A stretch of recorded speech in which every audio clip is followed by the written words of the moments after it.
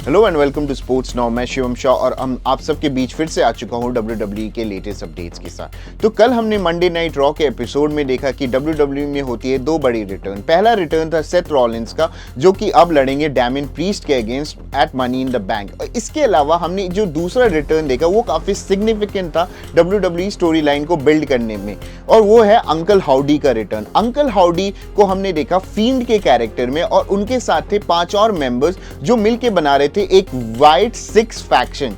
ये फैक्शन कहीं ना कहीं ब्रे वाइट को ट्रिब्यूट है। ब्रे वाइट एक जाने माने WWE रेसलर है जिनकी मृत्यु 36 साल की उम्र में अगस्त 2023 में हो चुकी थी।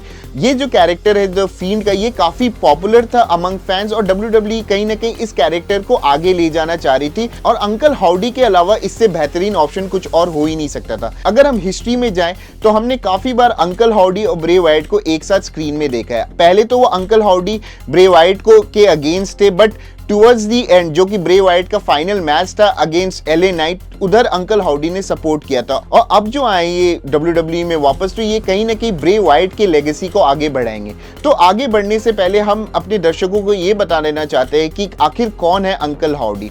उस मास्क के पीछे कोई और नहीं बल्कि ब्रे वाइट के असली भाई बो डैलस है। अगर इनका रियल नेम जाना जाए तो बो डैलस का रियल नेम है टेलर माइकल रोटोंडा, जबकि ब्रे वाइट का रियल नाम है विंडहेम लॉरेंस रोटोंडा। और ये दोनों जो रेसलर्स है ये WWE में काफी नए नहीं है, ये इनफैक्ट 3rd जनरेशनल रेसलर है। ब्रे वाइट के दादाजी, उसके बाद उनके पिताजी और उनके दोनों अंकल्स सब रेसलिंग का हिस्सा है, और कहीं ना कहीं उन्होंने प्रो रेसलिंग में अपना काफी कंट्रीब्यूशन किया है, और इसी लेगेसी को बढ़ा रहे हैं अब ब्रे वाइट के छोटे भाई बो डैलस। बो डैलस के अलावा हमें और 5 इंसान दिखे थे उस व्हाइट 6 फैक्शन में, और हालांकि सबने मास्क लगा रखा था, बट हम उनके बॉडी में जो टैटूज है या फिर जो स्कार है या फिर उनके कुछ फेशियल एक्सप्रेशन से हमने थोड़ी सी पता लगाने की कोशिश की आखिर वो 6 मेंबर्स है कौन।